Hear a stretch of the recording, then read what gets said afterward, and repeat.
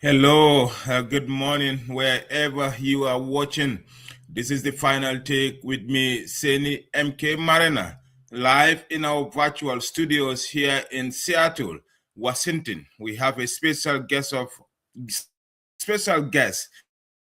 Professor Per Gomez, who is the Minister of Higher Education, Research, Science, and Technology. He is speaking to me live from Banjul. We're going to discuss about the state of higher education, achievements and challenges in the higher education sector. We will take a quick break, and when we're back, we will introduce Professor Gomez in this show. Stay tuned. Tune into the final take with MK Mariner every Saturday on the Alcamba Times and experience extensive conversations on a variety of topics, including national and international headlines, breaking issues, and major developments in politics, business, innovation, science, and sports, along with inspiring stories and expert analysis to provide a comprehensive understanding of the news.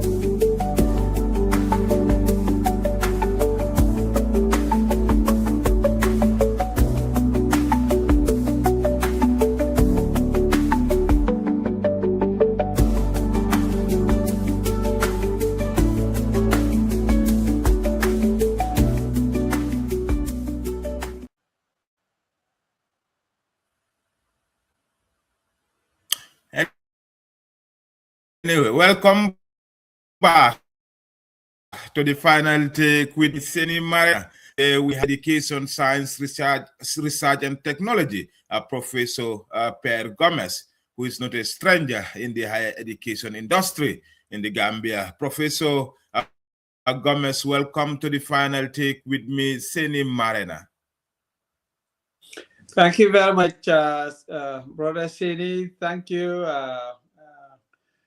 for having me, and happy to be back. And thank you also for the good job that you are doing in the service of after a year.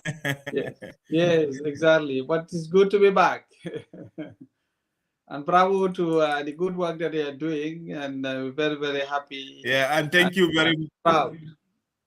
Yes, very proud to see Gambians coming up with initiatives and also trying to promote Gambian, something Gambian, promoting Gambian is very, very important, very fundamental. Just some weeks after celebrating 61st anniversary, independence anniversary, it is important for us to emphasize on that. And when I see such, it's good as Gambian to celebrate that, and want to encourage you to keep it up, keep the fire burning. Thank you. Thank you very much, Professor. Before we enter this interview proper, for those tuning in to the final take this Saturday, live from our virtual studios, our guest is Honorable Minister for Higher Education, Professor Per Gomez, who is joining us live from Banjul. Professor Gomez, could you say a little bit about your journey from academic, where you serve as Deputy Vice Chancellor, to becoming the Minister of Higher Education, Research, Science and Technology? What inspired you to take up this national leadership role and responsibility? Yeah, thank you. I feel honored. I feel proud among many Gambians to be chosen to lead this ministry. It's a privilege. It's an honor to come forward and be given that delegated authority to serve the Republic within the higher education ecosystem. This is my area. This is where I have the passion. I never had the opportunity to work elsewhere apart from higher education. I work in here in the Gambia in two different main academic institutions, the then Gambia College, now University of Education, the Gambia, and the University of the Gambia. And at the University of Gambia, I rose through the ranks. Roughly all the major positions at the university, I occupied all of them.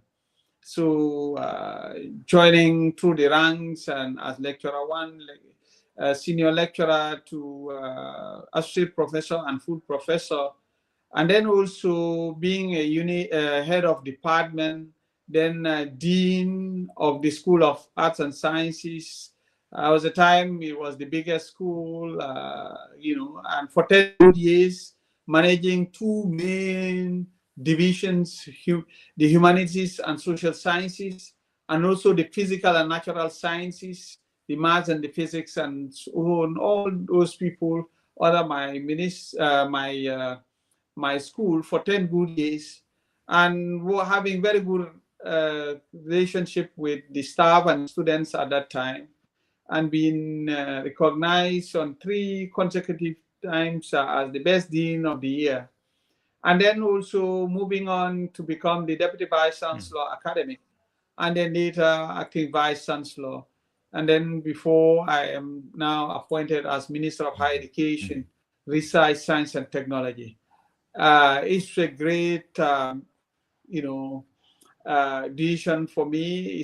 I'm very, very happy. And that's the reason why you see me moving left, right, and center, because it's a passion. And I can continue walking up to midnight with it. Absolutely. Because I'm in my area. So that's it. So I feel very happy. But then I see it as a responsibility. Others are called. For me, I see it called. And for a long time, we read Fanon. And then he reminded us that we must fulfill the mission and we must not betray the mission. For a long time, we read Nkrumah, and Nkrumah in the early 60s. What I'm doing now, Nkrumah, if you go back to his works, talked about the engineering programs, the Tibet programs that we are working on, and so on and so forth. The empowering, and in fact, empowering the youths of Africa. So in essence, and beyond that, also, we read Edward Francis Small talking about the emergence of a new citizenry, ready to signpost their independent trajectory, developing this nation. And, Small came out to help people to read and write so that they can now take charge of their destiny. Because once you know how to read and write, once you have access to education, you will never be the same again. That's the belief of Edward Francis Small. We are children of Small. We are from the Gambia, this great nation called the Gambia. So when we are here now, it's a big responsibility. So we are out there now as laborers of the Republic, laborers of the Republic. And that we must fulfill the mission. And that's why with passion, we will all respond. And whenever MK calls an interview on starting a higher education, we must stop everything and respond. But it's for a just cause. So fire your questions. Absolutely. Prof, I question you want to ask on tertiary and higher education. Okay. Prof, I definitely appreciate you coming in, because I was talking to one of my editors and I told him I'm having Professor Gomez today. He was like, but Prof seems to be the only state minister that appear on the final take. I say, yes, he's among. Whenever I call him, when he is not busy, he will always respond to my calls and messages. And that is what we expect from public servants like a state minister. Thank you for that consideration. Prof, your background has positioned you for this great task. You work at the University of the Gambia. You know the challenges students face. You know what the administrative staff face, and you know what is actually happening in the tertiary education. So that has positioned you for this job, which you are doing, at the best of your ability. So my next question is, following the recent transformation of the Gambia College into University of the Gambia, the substantial increase in university and tertiary places reported in 2000. Could you please provide an update on the current state of higher education in our country, including progress on quality assurance, infrastructure development, access for Gambian youth, and the alignment with the national development priorities? Well, thank you very much. And starting from the former Gambia College, because as you know, Gambia College is no longer in our books. What is in our books is University of Education, the Gambia. Now, we've transformed it, and then now they have a vice chancellor, Professor Mohamed Adamu, who is leading the university. The former vice principal is now the chief director of operations. And then you also have a deputy vice chancellor academic. The registrar is the same. And, so him and others were sent to Nigeria to 2 different universities for training on registrar matters. So the ministry sponsored that trip for all the registrars of our public universities, so that they have the hands-on experience from 2 different universities on how to manage, run the office of a registrar in a university. So plans are underway to, by the way, we've also, as per the transformation agenda, we've roughly close to 10 of them, send them to Nigeria, paying them to go for their PhDs from the then Gambia College. Because now they are upgraded into university, though the staff also needs to be upgraded. Some, as I said, are in Nigeria now. We are the one paying their tuition fees and also their stipend. Also, we are having some in other countries based on our bilaterals. I just want to mention China, for instance, among others. There are other countries that even Japan, some of them are there. So we are the one sponsoring them. So we, together with other staff of the University of the Gambia, okay, we are the one paying them. Currently, we are paying just for their tuition fees over $5 million per annum. And then each of these lecturers, we are giving them $850 per month. Okay, so this is unprecedented. Wow. We are not getting any support from anybody. This is from the little that we receive from the Minister of Finance, and there's nothing additional. It's the same amount that we've been using before. But we believe that human capital is key. We cannot talk about transformation without also upgrading our people, our staff, sending them for higher level training at doctoral level. So this is what we are doing. But for the then Gambia College, now University of Education, the Gambia, UEG, plans are underway to do 2 or 3 things starting from this year. That is, one, to renovate the current structures that we have up to the quadrangle and the Bajong Koto, for those who are familiar with the Brikama campus, and then also some other areas that are that have issues. So we renovate, and then now the second phase is to build just right opposite the land that is right opposite USET.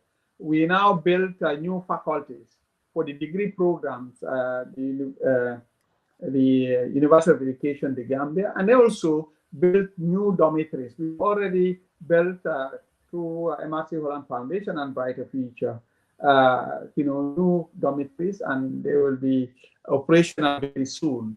Renovated the former one and build new ones, and to have them operational very soon.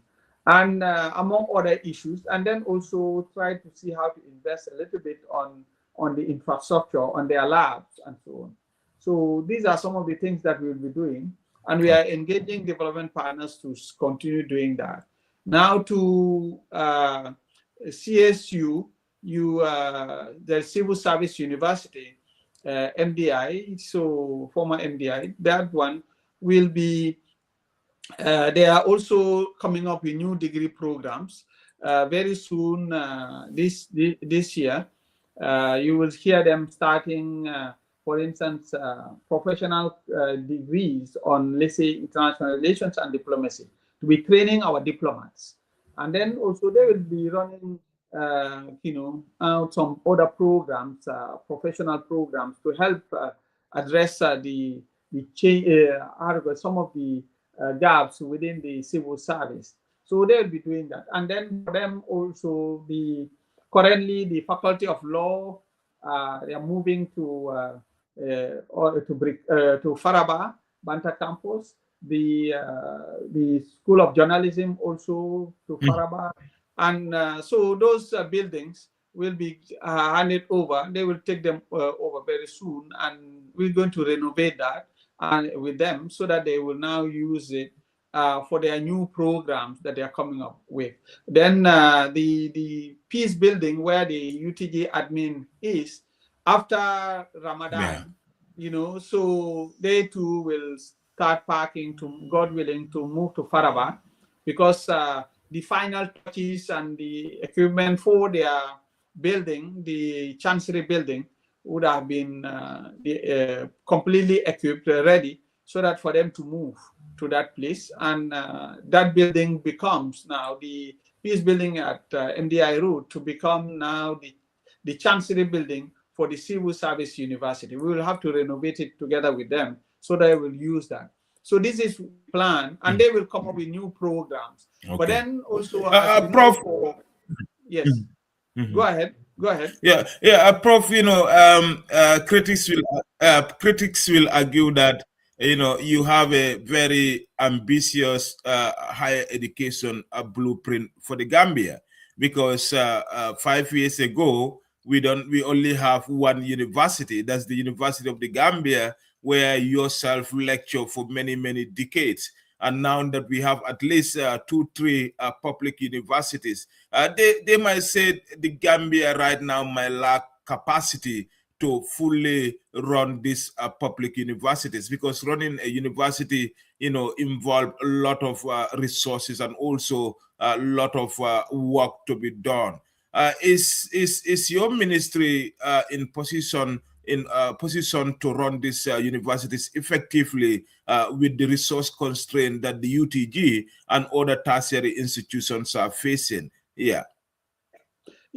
So MK, it is true, the all over for universities, the money is given to them will never be enough. So if you ask me, I'll tell you they need more. All our universities, they need more money, and so on and so forth. But then one of the reasons why we went to school is to ensure that whenever we have challenges, for us not to go to the Bantaba and be complaining, but then to invoke Plan B and be able to now come up with solutions. And that's what we've been doing. When we came in, we were told that Faraba was impossible. But today it is history. Yeah. Remember in those days when we came out, we said the road to Faraba was irreversible. It's irreversible. And finally, here we are. Finally, it's now a tourist destination where people come over and then visit that place, and everybody enjoy the place. It's now a serene academic environment where people come to learn and study. So this is the same thing that we will be doing for the other issues. Remember also when we started with, you said, when we started with, sorry, somebody was knocking, so I'm telling them to go behind. So when we started with, you said, people were saying that it's not possible, that we will not be able to get the funds because engineering is very expensive. But look at it now. Not only we're able to run now 3 engineering programs for the first time in the history of the Gambia after 61 years. So to have an engineering program in that is mechanical engineering, civil engineering, and electrical engineering, for the first time. How can you develop as a country without these programs, without training your own people in this? MK, you and I, we are taking loans as a government, loans and getting grants in millions of dollars. But when the money comes, because we don't have the reservoir to absorb these funds, to have the people, the qualified people to do that job, we ended up now recruiting non-Gambians. By the way, I have nothing against non-Gambians. So my university education, I got training outside. But I strongly believe that no country has developed without their own people. So therefore, there's need to really train our people so that when we get these grants in millions of dollars, when we get these loans, we pay to our own people, our own brothers and sisters with their companies. The money stays here in our banks. Because we have enough resources, the interest rate will go low, will go down. This is how development, and it creates more opportunities for our brothers and sisters. It will now address indirectly the Bagwe syndrome. So this is sustainable development. And then now, we able to not only graduate the first cohort last year in June, and this year also, God willing, around June, we'll have the graduation of the second cohort in 3 engineering programs. Obviously, with the other Tibet program, we'll have them graduate. But then also, we're going to have, we've developed a proposal already for the second phase of Tibet, where we will be talking about computer engineering. Now the world is into the technology. Here we are, you are in the US, I'm here in the Gambia, we are talking, as if you are in front of me. You are using technology. This is the work of today and tomorrow. We need to prepare our people for what is coming tomorrow. And AI. So the computer engineer will address the AI issue. We'll be training people here, specialists in AI, in cybersecurity. You see, we don't have specialists here in those areas up to that level. So we need to be prepared as a country to avoid depending on borrowed labor. There's no country that develops when you depend on external laborers and so on. So this is one of these options, and also architecture and design. The then GTTI was known for the certificate and diploma. But and all those things. So now, by the way, for your info, we've developed a proposal. We do not wait for anybody, and we share it with our partners, especially the World Bank, and they've agreed. Just last week, we had a meeting with them. They've agreed in principle to see how they can intervene for the second phase. This is what the Gambia needs. And God willing, by the end of the year, we will be able to also get another project that will help us now run down another engineering program. Then the youth of this country who needs this type of training with state-of-the-art equipment in these areas will sit in their own backyards and get that training, not having to go outside the Gambia. These are the opportunities. And when they get the skill sets, some of them will start their own job because some of them will not even want to go to the government system to be employed because they will create their own job. We have some of our students now. There was one who is later he's now in Spain. They just absorbed him. He was in computer science. He did computer science. He's gone for, they took him here and he's working there in a company.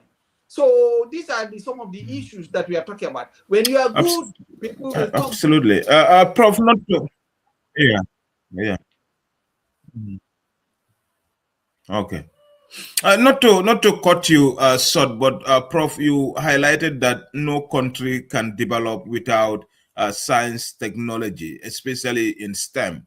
And that's quite obvious because even America here and advanced countries, why they are advanced is because they invested a lot in those science technology areas, the STEM. So recently, your ministry has been actively promoting workforce-ready graduate through initiatives like a THET fund forum and alignment with the national development. Can you explain these efforts preparing Gambian students for modern job market?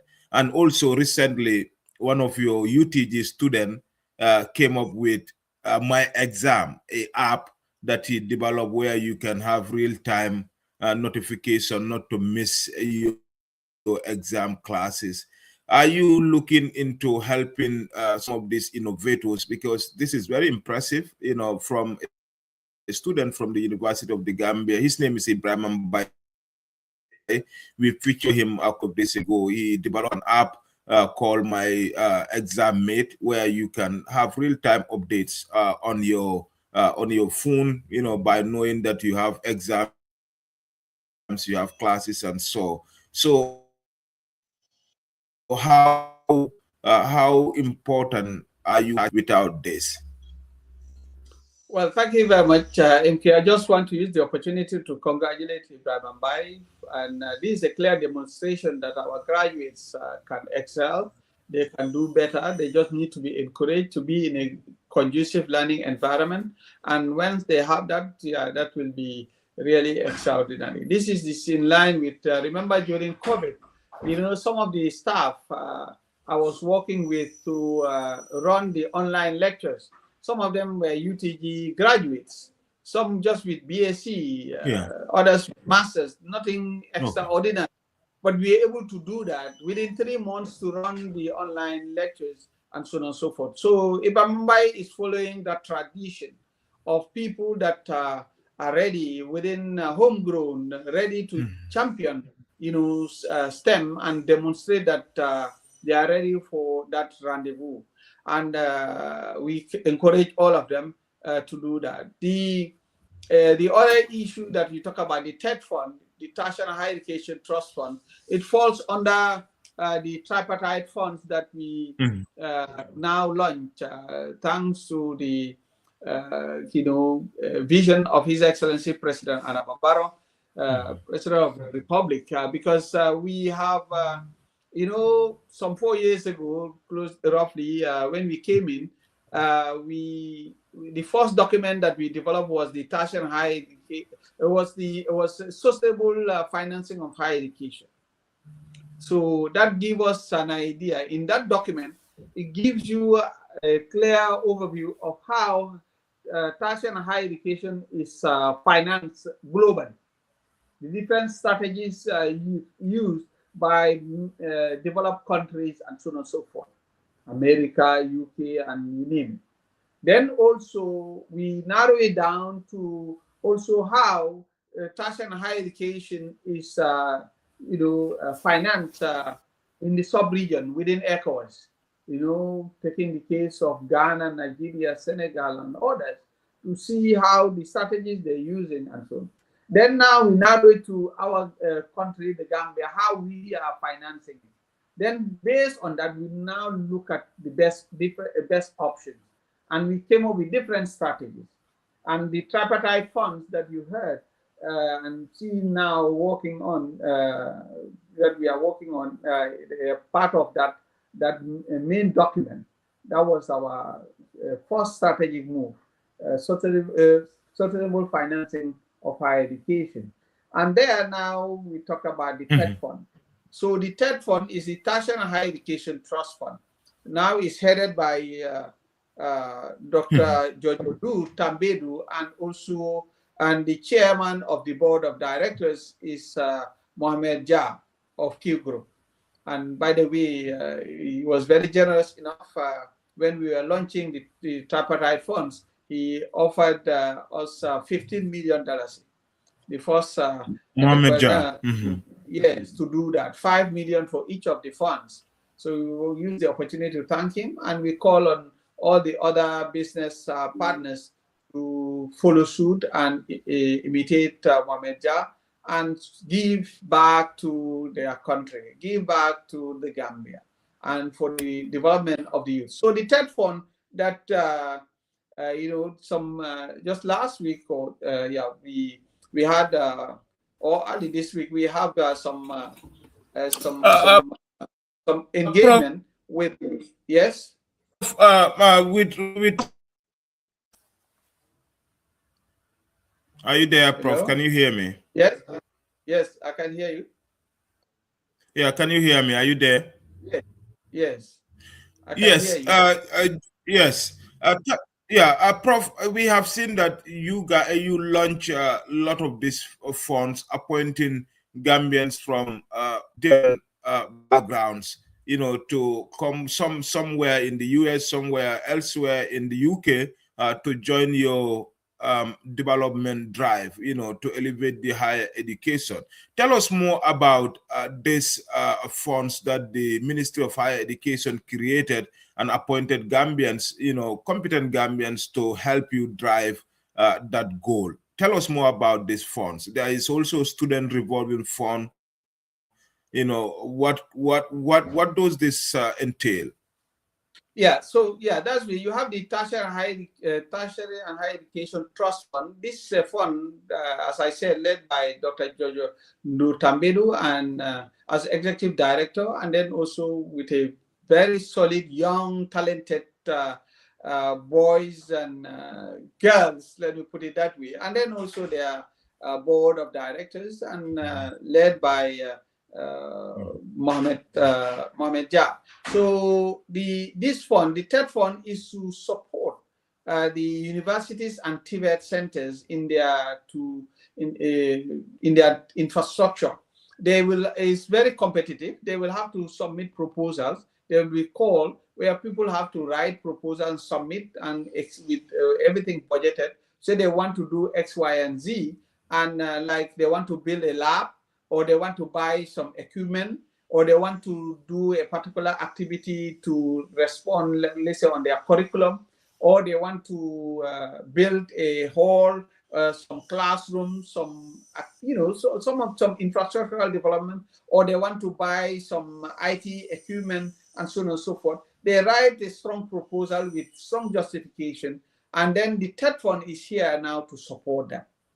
So to support the tertiary and higher education institution. So government will be putting some funds, but then also it's open to the private sector, it's open to philanthropists also to come on board and also put something in the basket. So that's one of the strategies. You also have the student revolving loan scheme.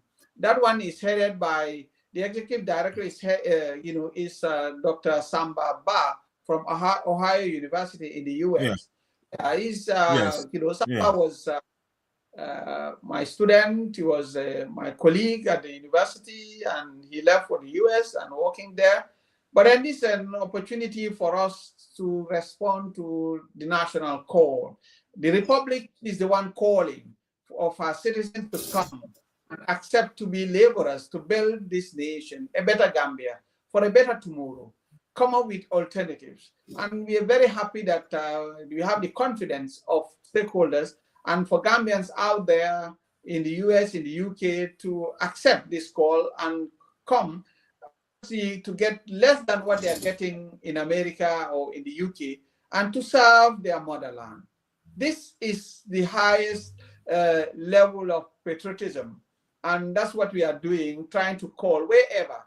Because at the end of the day, just for your info, we are tapping from even Gambians in the diaspora, even those who are not coming, but we do have we have an advisory board,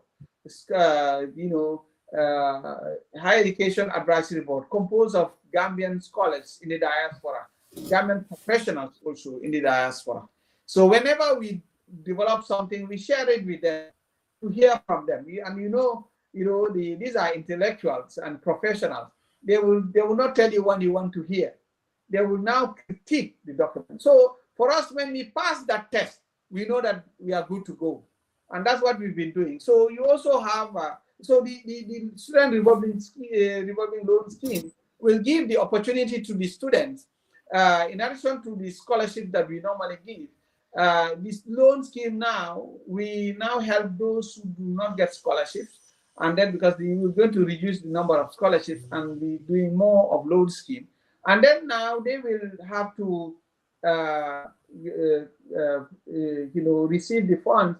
And then when they complete, they are given maybe 1 year And then after, there will be a criteria in the coming months that the Dr. Samba and his team will share.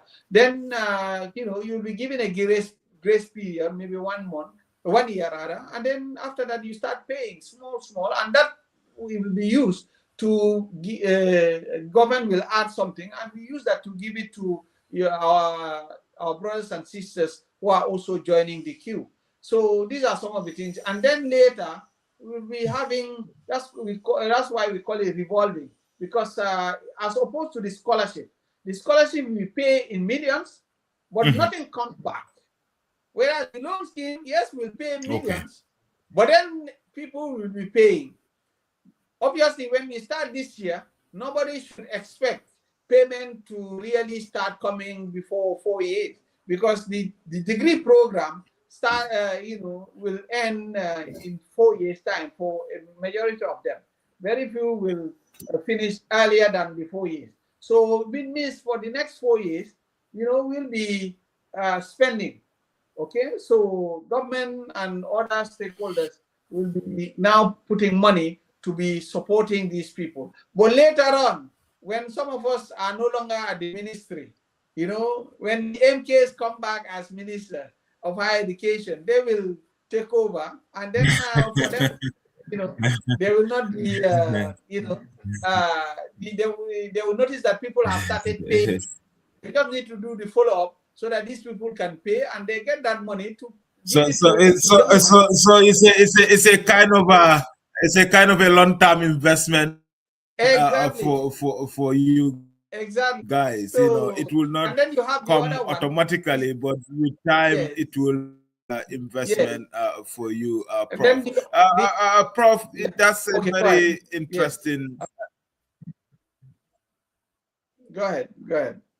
I wanted to talk about that's a very the National Research and Innovation Fund. That's the groundwork. Yeah, National Research and Innovation Fund. That is now, go ahead. Explain.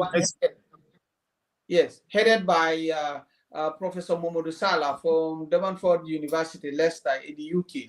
Though he came and was working for the Rice Project, the World Bank Rice Project with the Minister of Finance. But we now gave him, he's an academic, a professor. So, to head the National Research and Innovation Fund. This is also a competitive fund that is out there to support academia in both the universities and the TVET centers for research and innovation. Because a country that does not do research and innovation is a dead country. You need to allow, for instance, you talked about buy earlier on. That's innovation. So we need more buys and orders. So this is what we will be doing. So this fund is there to be supporting people like Ibrahima who have something, and they write their proposal, and if they meet the requirement, so the fund, Professor Momodu Salah and others with his team will really support them and with funds so that they can do more and also harness whatever they are doing. So this is all these three I talked about. MK, we never had them since independence. Before. Yeah, absolutely. And 61 years, and it's 61 years since independence. But here we are now with these TED fund. We are coming up with new ones. In 2026, we roll it out. But so far, this is what we're able to do currently in 2025. But Prof,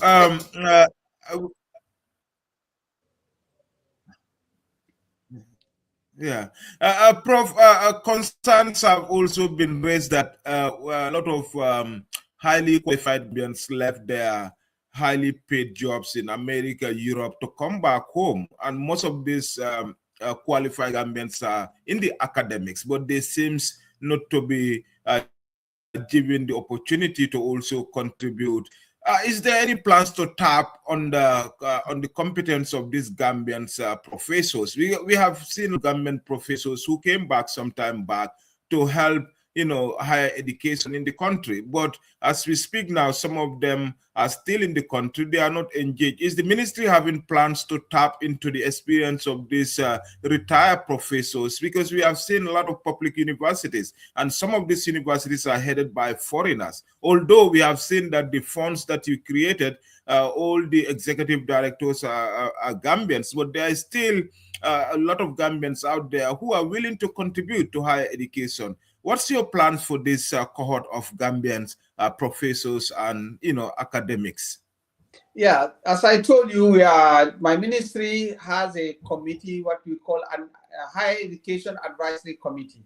In that committee, you have Gambian professors and professionals in the diaspora working with the ministry as advisors. They are the one reviewing our document. They are the one suggesting some other issues here and there. And we listen to them, and then we now roll out. So whenever we come up with an idea, a document, before we bring it to the notice of the general public, we normally share it with these Gambian professors in the diaspora and Gambian professionals. Some are here in the Gambia, some are outside. We do share it with them to critique it, and then we work with them. That's one. And most of them, I want to salute them because they do it pro bono. By the way, you also have retired World Bank managers who are also working with us. We also have senior researchers in the UK, for instance, in top-notch universities, and working with us. So among others, and professors in America and other places, all in that committee, working with us, and professionals. So we are doing that. Also, for the Gambia, there are two issues there. We have our public universities. We also have private universities. So others, nothing stops anybody also from applying to, because you need to also apply.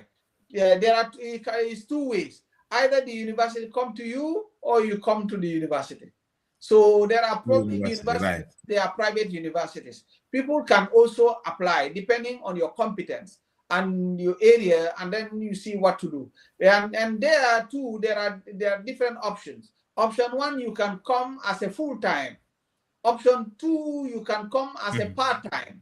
You see, and then also you can be working with them on the research supervision, and so on and so forth. All these things are there, or thesis, whatever, and so on and so forth. So these are different possibilities that we can work on. The other thing also is that we want to clarify. You see, people tend to also say, oh, we have foreign vice chancellors and so on and so forth. And vice chancellor, out there, well, you need to hire them. By the way, well, we are yet to get somebody who wants to come forward to say he wants to do it for free. For your information, apart from UTG, there's who is a Gambian, there's no vice chancellor currently who is being paid salary by the Gambia government or by their university. These so who are bankroll, who are paying the salaries of these vice chancellors government, apart from the university? Oh wow! So it's part of Nigeria technical corporation. Exactly. The arrangement is I engage the Nigerian Technical Aid Corps, in Abuja, and because I had good rapport with them during my University of the Gambia days. So when I became minister, I tried to engage them to extend the same thing that they are doing with UTG. Now to help us with some professors. You take the case of USEP, University of Applied Science Engineering, which started it, but then university, there's a prerequisite. You cannot start university without professors. Yes, people told us that you don't have the money to get the professors and so on and so forth. So the strategy is, we understand that it's very expensive. Vice chancellors and professors in these areas are very expensive. So, and you cannot tell the Gambian come and work for free. So he will want to get any vice chancellor, Gambian vice chancellor you want to take to USEP or to UEG, he will want you to pay the same salary that you are paying UTG vice chancellor. And it's very high. It's very high. So, and you cannot afford that. because of all these things. So what we've done is we engage Nigeria, say we want to have a pool of senior academics, but we don't have the funds. Can you send us your professors to come and work with us and coach our people? And then also while we send our people for training, okay? So we for PhD, and some of them, when they come back, they'll be groomed by these professors. And then now in that situation, you will help us pay their salaries. So the arrangement is Nigeria that is paying them. Some of them, they receive over $2,000, close to $3,000 per month. We cannot afford that in the Gambia, as all the professors. So they sent us. It's expensive. Yes, they sent us 18 professors in engineering. For the first time in the history of the Gambia, we have a conglomerate of 18 professors in engineering. That's not. That is something very rare, and we have to value that. And we are not paying their salaries. The only thing we do is to pay and to take care of their accommodation and their local transport. That's the only thing. We don't pay them any salary. So it's Nigeria that is paying their salary. So now they come for 2 years. There's a possibility of extension, but then their idea is after 2 years, a good number of them must go back. Then they send another batch. Okay, so that's the arrangement. So, but then Nigeria will be the one paying their salaries. But government is not paying. No, the Gambia government is not paying them salaries. And so what contribution is the government doing for these professors? You talk about 16, 18 professors in that area who are currently in the country, which is unprecedented. So what kind of support is the government through your ministry providing to these professors from Nigeria? Yeah, that's what I'm saying. We only provide accommodation and local transport, period. Nothing else. That's the only thing, because their salaries are completely paid by Nigeria, and they receive from Nigerian government in dollars, minimum, depending on their rank, depending on their rank and their experience. So nothing less than $2,000, and some are receiving $3,000. And then also during holidays, Nigerian government will pay them allowance. That is an allowance also, so that they can use that, a bonus for holidays, and then for them to go to Nigeria on holidays and so on. So they have that package. We are not the one buying their tickets. We are not the one giving them that bonus, holiday bonus. It's Nigerian government that is paying all that. So. And in the meantime, we now send our people to other places for training, like in Nigeria, like in Ghana. A good number, and for you said, for instance, a good number of them have started coming back from Ghana, from Kwame Nkrumah University of Science and Technology. Engineering. Most of them PhD in engineering.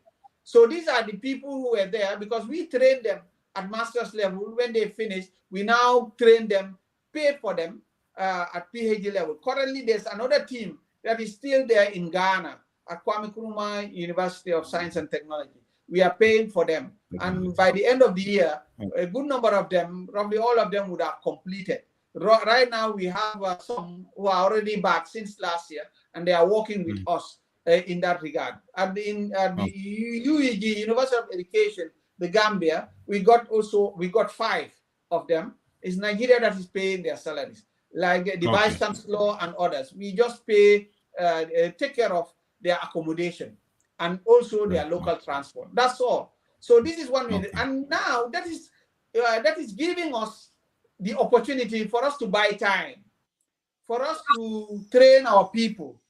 Gradually, so that those that we met at first degree level to get their masters, and then later to get their PhD, to now get the experience, to get more publications, and so on and so forth, and then now be able to later take over very smoothly so that there's a succession plan. Okay, they would have Gambians trained. The ones that have come back now, some of them have already occupying key positions as heads of departments. These are the people who will later rise, now become the deans, the deputy vice chancellors, and the vice chancellor.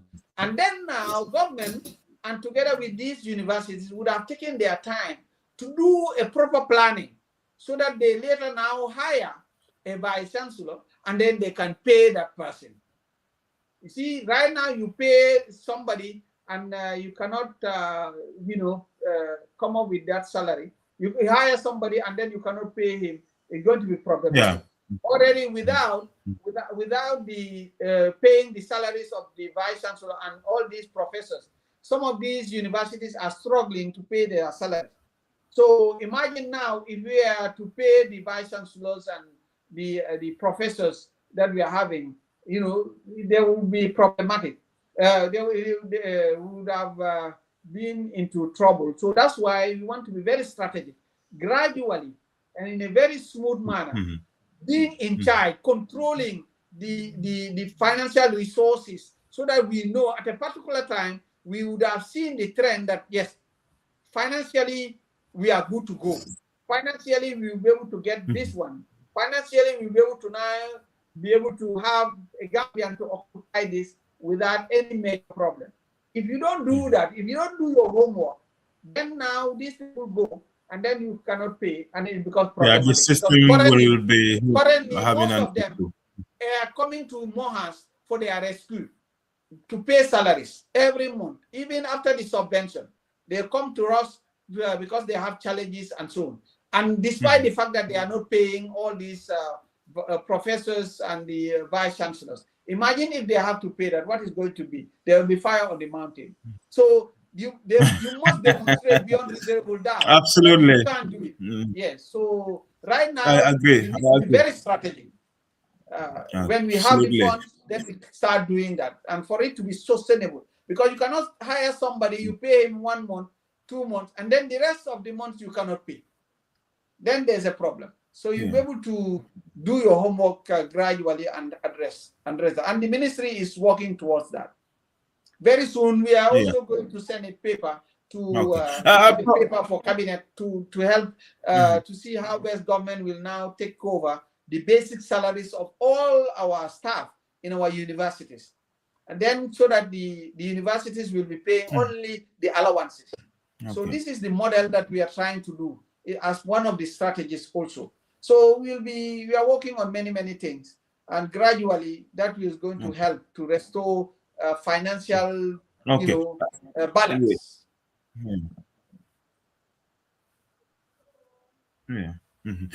Prof, thank you very much. I know you are a lecturer and I'm a journalist, so if I allowed you to talk, you will be here for another 2 hours. But I'm glad that these important issues are coming up, and then you are given an opportunity to address them. A lot of people will be saying Prof is the right man at the right place because he's always on the move, which is very commendable. Prof, during your recent nationwide tour of technical and vocational education and training centers, TVEC, what key insight did you gain about the state of vocational education in the Gambia, and how are you addressing any gap identified? Because we have seen a lot of vocational training centers across the country, and this fall under your ministry. Yeah, thank you very much. Chairman, the Director of His Excellency President Adam Barrow, my ministry, Mohas, is mandated now to ensure that we have regional Tibet centers, and that's why we ensure that for the first time, our Tibet center in Demman is operational. In the Fonyis, there's in Demman. The other one, our Tibet center in Kanilai, is operational. And in all these Tibet centers, we have dormitories for the students and so on and so forth. So we are expanding also so that even the staff and both junior and senior staff also are taken care of. So these are some of the things that we are working on. And then obviously in Masakonko, we are enhancing whatever we are doing there, and we have a very good building for two buildings for dormitories also in Mansakonko, and doing good job there also. Then we are renovating very soon in the coming months, maybe in 2 months' time maximum. We'll be inaugurating the Julangel Tibet Center and in Basse in URR. So that's also something that is very, very important for us. And as you know, we are building 2 new Tibet centers in CRR North and South. So in CRR North around Kuntaur N, we have a multi-purpose Tibet center. It's roughly ready. The academic blocks are ready. It's only the senior staff quarters that are pending. The dormitories are ready, and also the final touches for the labs and also the workshops. For instance, the one for tailoring, the one for welding and fabrication, the one for electrical and all those things. So doing just the final touches there. But it's roughly in the coming 2-3 months, everything will be done there, and we'll be inaugurating it before the rainy season, God willing. That is in CRR North. Then in CRR South, work is in progress, and God willing, before the end of the year, that is in Pachar. So that one is as opposed to the one in CRR North, the one in CRR South in Pachar is going to be exclusively on agribusiness. The one in the North is multi-purpose, different programs, horticulture, plumbing, electrical, welding and fabrication, tailoring, and all those things. So that one will be multi-purpose. But in CRR, it will be, specifically on agribusiness. As you know, MK, CRR is the bread basket. We grew up being told that is the bread basket. You have fresh water around that end. So what can we do to ensure that we maximally train our people? I'm from CRR. I will send you the bill. I'm from Kudan, so even my you must pay. You must pay. I will send you the bill. So okay. We've been told that you guys, your area is the bread basket of this country, and for a long time we waited. Waited to see the human capital, coming out from that area to serve as the technicians and technocrats in these specialized areas. We waited for a long time, MK, and we cannot continue waiting. Now is the time to produce that human resources, and so that we will also, and that's the reason why we chose that area to far from the greater Banjul area, so that it is hands-on, right in the plantations, right, in the farms. You do your practical. That's the lab. It's not office agriculture. You be doing agriculture until you graduate. You've never been into a farm. No, here we want them to be at the farm, and then 70% of their work to be at the farm. Only 30% theory. This is the new norm. This is the practice. This is what we intend to do.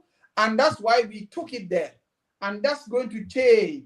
And to do that, whilst we are doing the construction, we've sent our people to Malawi, Lilongwe University, and also to Turkey for training at master's level. So some have started coming back with their master's degree. We're trying to now in the coming weeks now call them, and then we create an opportunity for internship so that they will now go to the farm, to some of these farms here, and do internship there for 3 months. And then before we recall them to come back, and then now send them back to the University of Education so that they will do some pedagogy. So specialized training for them. The result of the training that we invested for them is we have the pool of experts who will be ready to do that. The other one is around the during the before the summer, God willing, we will lay the foundation stone for the Tibet Center in Tujareng on fisheries and aquaculture. Okay, in fisheries and aquaculture. So for the first time in the history of the Gambia. So we got the funding. We would have finished by now. It's just the consultant, the World Bank consultant, who is delaying us. He asked for extension until May, so that he will send us the FFA, because he has to do the design. That one they have already done it roughly. Now is the BOQ, and among other issues that they have to do, very comprehensive. So in May they will submit their final document, and then from there now we will advertise and to get a contract and work to start. We have the funding already. We have the funding to build. We have the funding for furniture. We have the funding for equipment. So we have all these things ready.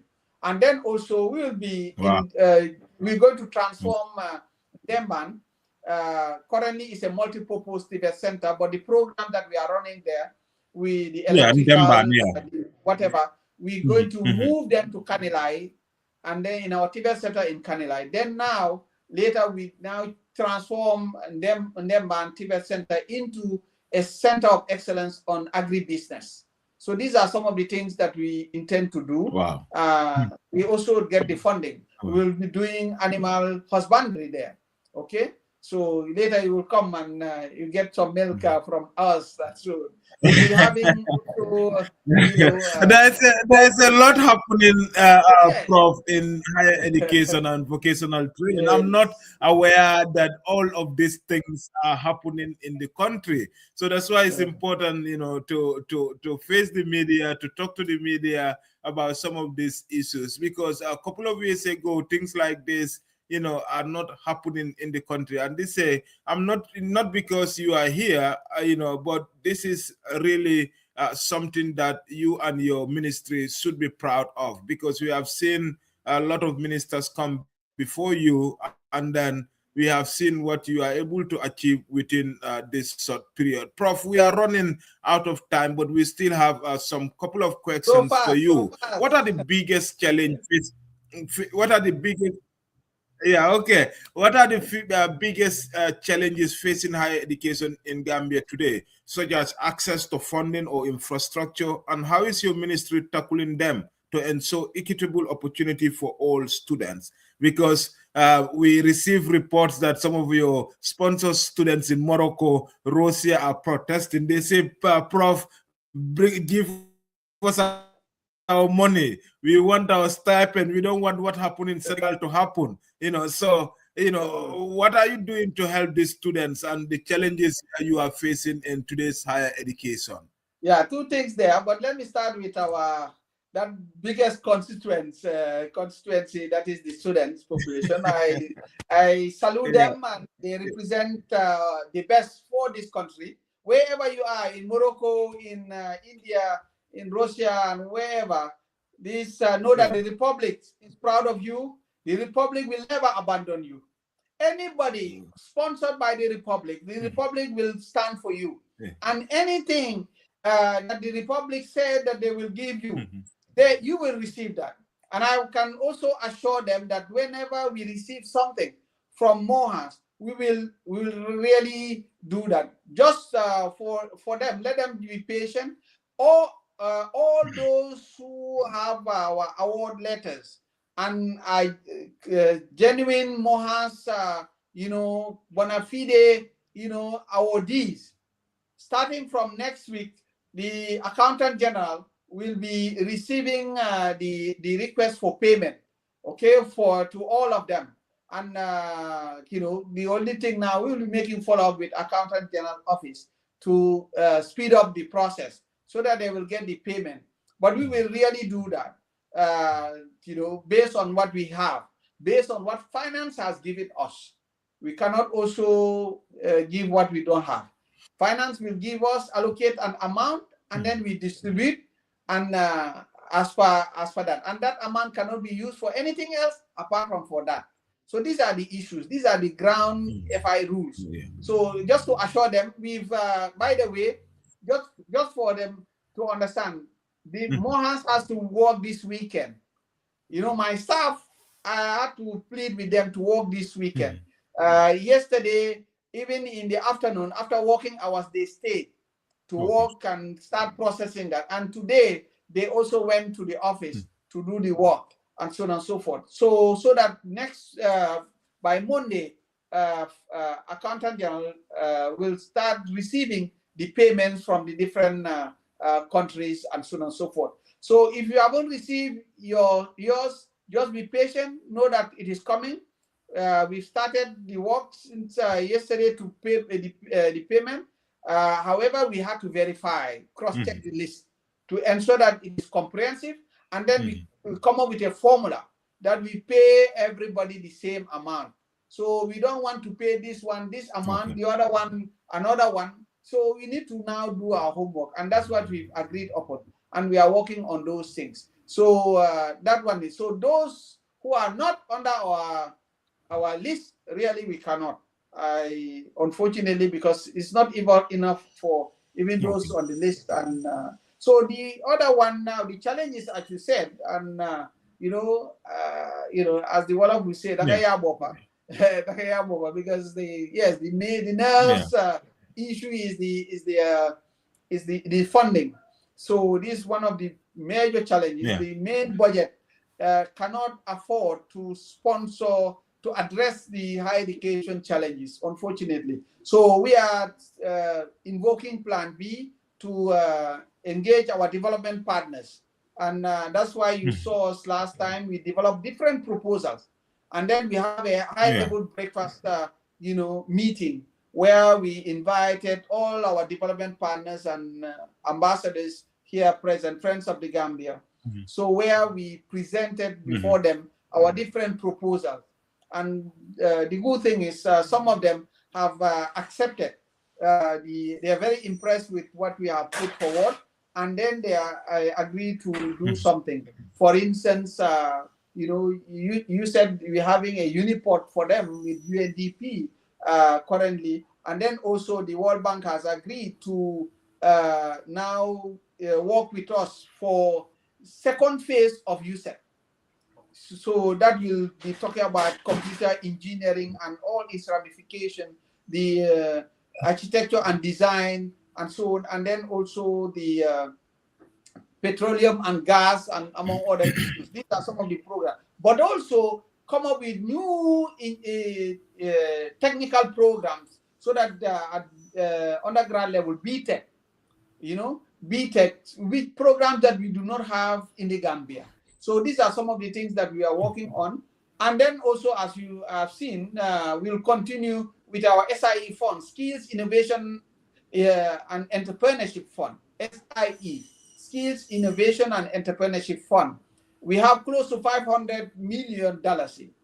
And that's what we'll be disbursing for the next 5 years. For the first time in the history of the Gambia, the ministry having such funds to give it to the youth.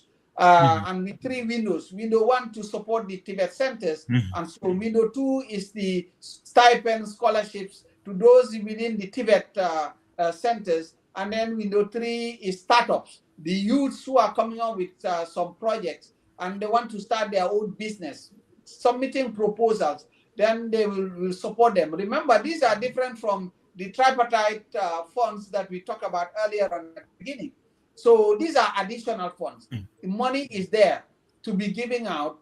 So next month, most likely, we will now disburse the second batch also of funds to different Tibet centers. Last time we did that, and we will be also doing that again by the end of the year.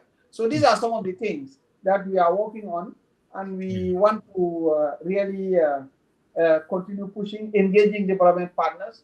And even where we go for loans and grants, people are struggling to come and work with us. I can tell you, even this year, development partners, I can tell you, IDB and others and Kuwaiti Fund, they all wanted to work with Mohan, but then the Ministry of Finance too is, putting, their feet on the brakes for the time being, because the speed that we are going. They said, okay, let's give space to ministry, other ministries. Let me put it that way without putting anybody on the spot. Yeah, but So that, so that's why. So the yeah. funds that were marked maybe for our phase 4,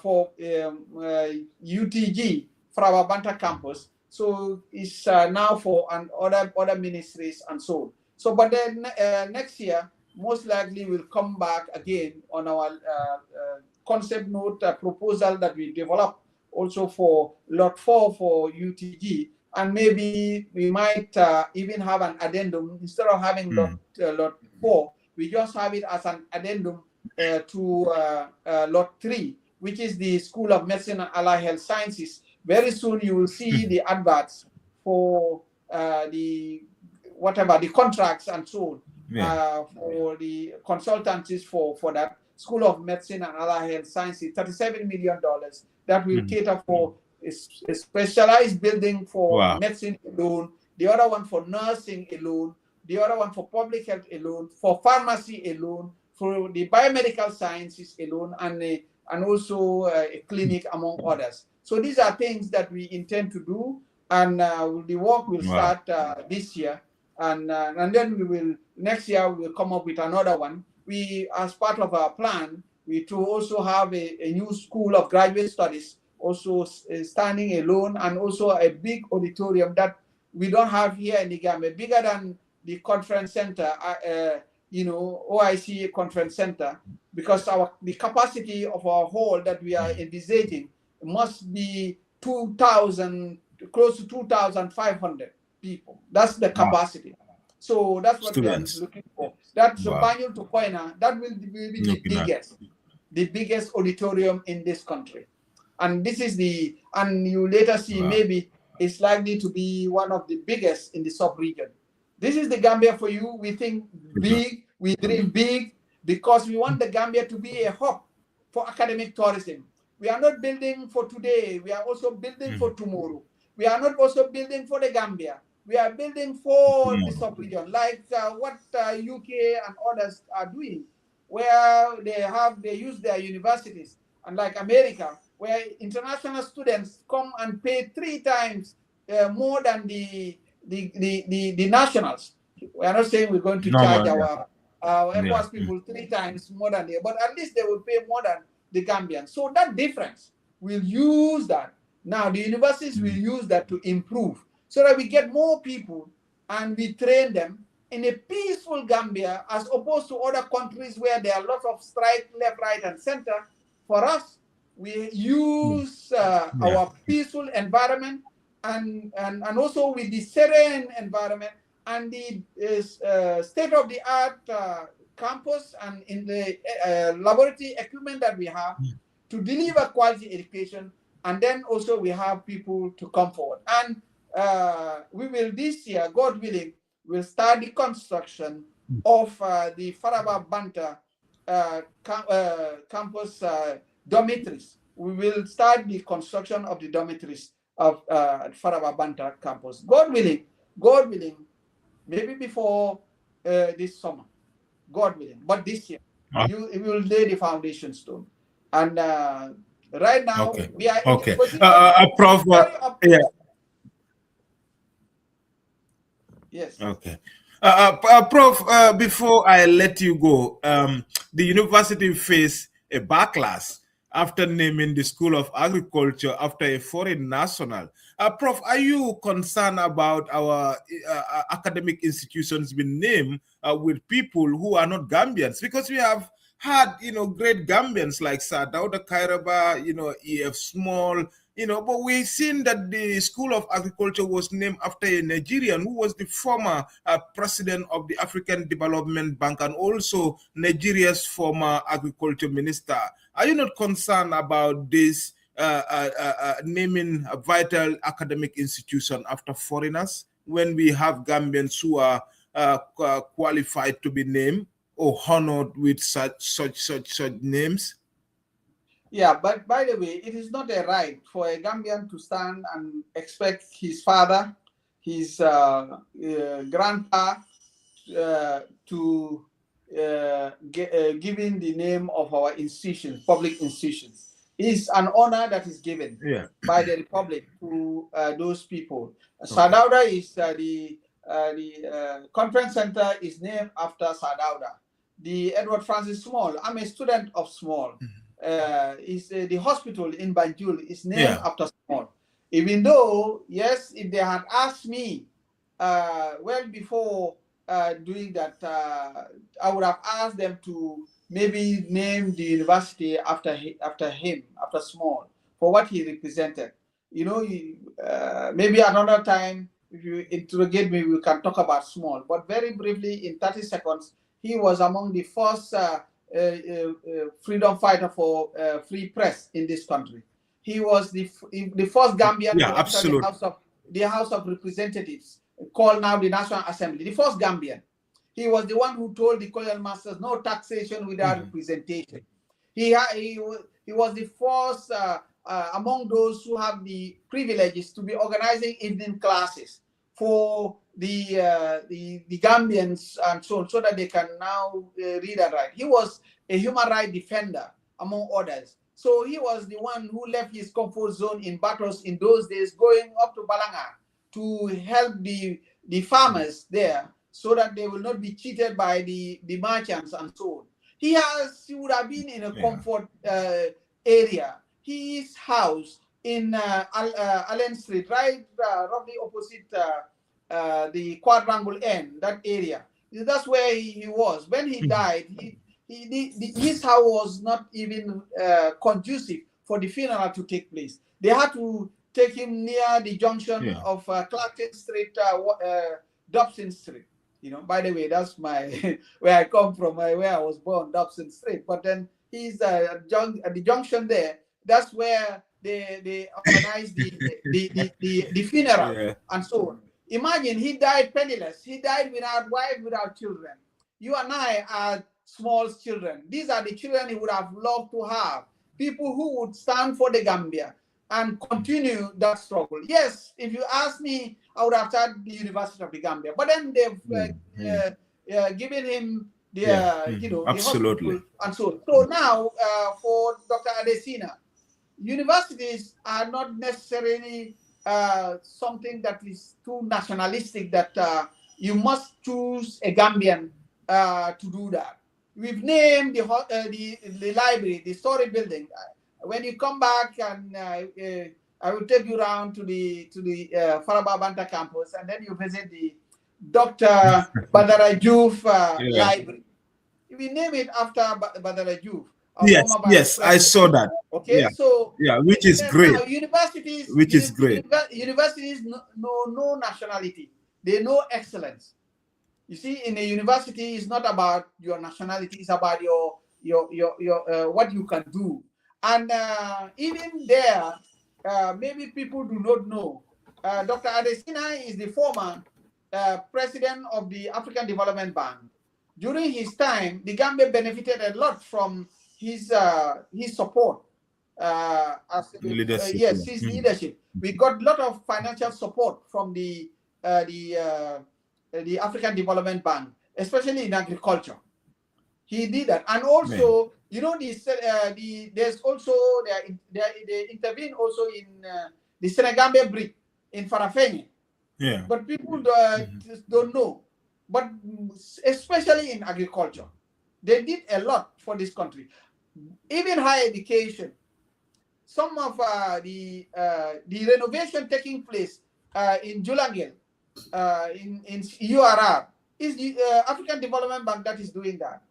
And then they also plan, they will be buying equipment in for some of the initiative centers in CRR. It's African Development Bank that is doing that. We are currently working with them on other projects also. So these are some of the issues, even for instance, the trying to see how they can do something for the hospital, the 1,500 hospital, beds that we're going to have at Farato.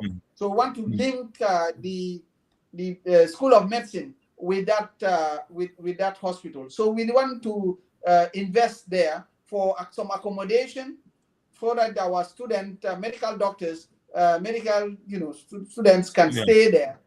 Just they don't have to travel that much. But also to buy some laboratory equipment and some offices for the staff, so that when they come there, they will work without any problem, and so on and so forth, for their clinicals and so on. So these are some of the things that we are working on, and they've with also African Development Bank. So Dr. Adesina has done a lot for the Gambia, and he deserves that recognition. That one. But also as Pan-Africanists, we are also, even if they haven't done anything for the Gambia and they did it for Africa, we are also, because the rules, also some of these things within academic circles, is somebody who has served humanity, who have done something good for, not necessarily for the Gambia. That's the rule. Like if you are to give an honorary doctorate degree, the rules say, it doesn't say they must be Gambian. The person must have done something for the Gambia. The rules say, yes, if it is done, the person has done something for the Gambia, is good. Like Dr. Adesina has done something for the Gambia. But even if they did not do anything for the Gambia, the rules allows you, at the moment, like for instance, Mandela, nothing stops us from naming one of our institutions to Madiba. Nelson Mandela, he stood for the African people and so on and so forth. Yes, but specifically for South Africa. But here, the rules say also it can be open to anybody.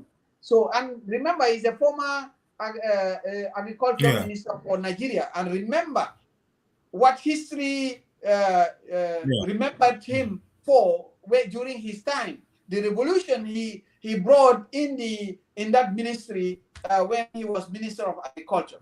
There now we send the signal for the African continent to use him as a model, so that they can learn from him and also do more. Whoever the students who are into agriculture, you too, you can be another Dr. Adesina. You can rise and be able to do something for the Gambia, and also go out in the international scenes like him when he went to African Development Bank. Others can go to other banks, World Bank. Others can go to the UN and other places and perform very well to be world citizens. This is the message. So because people do not know more about Dr. Adesina and his significant contribution to the economy of this country. So, and it's not because when we have these things, people tend to think about their family, their relatives, and so on and so forth. What is important is let's work for the Gambia and not wait for recognition. Yeah, absolutely. Small work for the Gambia, for you and I to be in a free Gambia. But then look at it. The roundabout right opposite in Banjul, right opposite Gamtel House. That's the only monument that that is done for him. But nobody knows about that. He deserve more than his what. His tomb is in Banjul, right opposite the National Assembly. But nobody knows about that. So, but then he did not ask for that glory. That's why Madi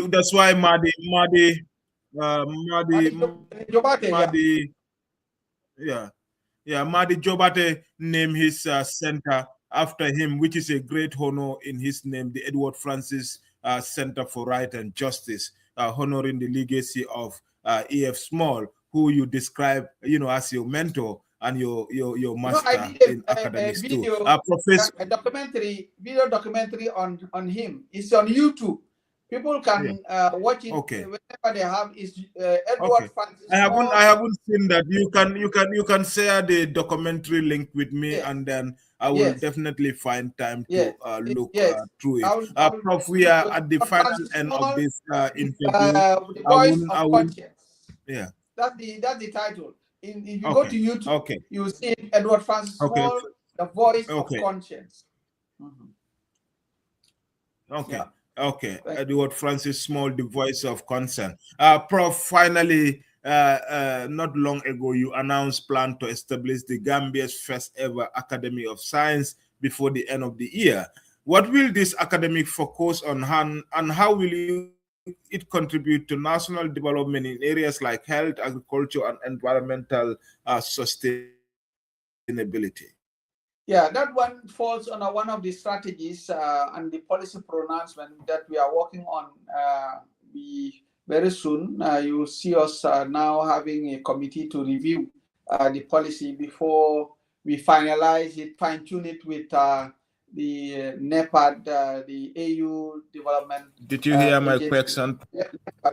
and then also the other international bodies, in STI. So we are developing, we've already come up with a draft, Science, Technology, and Innovation, STI policy. We're going to work on it, and then that will lead to a bill, also a bill that will help us to have an act on STI. So that will create a synergy when it comes to STI and in this country. There, and then also we will now have for the first time also, and even the act, the STI, but also the Academy of Science for the first time, a la Nigeria, a la South Africa, and other countries. So we are among the few who do not have that. This Academy of Science, it will be a pool of scientists who will be there their job is to promote science, is to promote knowledge, and then also to be coming up with research that will help to inform policymakers, and then also to help us encourage the promotion and development of science, but also for the emergence of new scientists in different areas. They will be also informing government in other areas that they should pay attention to and be able to address some of the gaps within the scientific area within government circles and academia in particular. So these are some of the things that they will be doing, but it will be composed of people who are really versed in this area in science, and they will be coming up with different activities. Their job primarily, put it simple, promotion and development of science in this country, but also to be advising policymakers and development agencies also on scientific developments, and also some of the new strategies that can be put in place for the strategic development of this country, and also for the cohesion and peaceful nature of this country. So this is what it will do, among other issues. But it will be composed. It means that later, once it is put in place, we'll now have academics, senior scientists, fellows who will be there as members, and they will be fellows to be doing that job. Okay. Thank you very much, Professor Per Gomez. It's a very interesting conversation. We are almost at 1 hour, 30 minutes, and the show time is 1 hour. But when you have people like Prof, they have a lot in the back to share with our audience. So, Prof, we appreciate your time for joining us on the final take this Saturday. I know it's Lent, it's Ramadan, so right now, everyone in Banjul is trying to rush to eat something, but here you are with me discussing about the future of higher education in our country. So, Professor Per Gomez, my guest for today's show, many thanks for joining the final take with me today on the Alcamba Times. Okay, thank you very much. I know very soon I'll be having my ndogu, but talking to you, you've anticipated the ndogu, and you've given me an academic ndogu. And I want to really thank you for this opportunity, always having that positive vibration coming out, dealing with developmental issues, dealing with what will develop this country. You see, the Gambia will never develop if it is not anchored on education, the training of the youth so that we produce highly skilled citizenry. This is an opportunity, and on behalf of His Excellency President Adama Barrow and on behalf of the Gambian people, want to thank you yet again for sharing your platform with us so that we talk to our people, to our bosses, those who are paying our salaries, so that at the end of the month I will be able to pay my bills. And we are duty bound whenever we are called to use this type of platform to talk to those who employed us, the Gambian people. And we hope that we've responded to the questions. And anytime our services are needed, we will say yes, because we are occupying a public office. Anything that has to do with higher education, absolutely, we are always ready. And I can promise the Gambian people, the energy yesterday is that same energy is here today, and I strongly believe that it will still be there whenever we continue occupying public office. We see it as another way of worshiping God. In one of they say, this opportunity, the office to accept to be used as tools for the manifestation of the glory of God. We must serve the Gambian people. We must give our best, so that at the end of the day, when we are no longer there, people to now do a comparative analysis. What was higher education before Professor Gomez, and what has he done after, during his time until he left? For Gambians to now do that comparative analysis and pass judgment. And we want history to remember us. We want to have that rendezvous with history. And that's why history will be kind to you, Prof. And continue pushing. And thank you very much, MK, and keep up the good work. We are very proud of you. Absolutely. And, many Gambians like me are very happy and wish you a blessed Ramadan. May God answer all your prayers, and you and your family, and all your friends also. And the Gambian people watching. Thank you. We thank you, and we thank you very much. Thank you. Absolutely. Thank you very much for those watching. That's the final take with me, Seni Marina. Live in the studio is Professor Per Gomez, Minister of Higher Education, Science, Research, and Technology in the Gambia, talking to us live about development in his ministry. Prof, do have a wonderful Saturday, and enjoy the rest of the day. Many thanks once again. Thank you. Tune into the final take with MK Marina every Saturday on the Alcamba Times and experience extensive conversations on a variety of topics, including national and international headlines, breaking issues, and major developments in politics, business, innovation, science, and sports, along with inspiring stories and expert analysis to provide a comprehensive understanding of the news.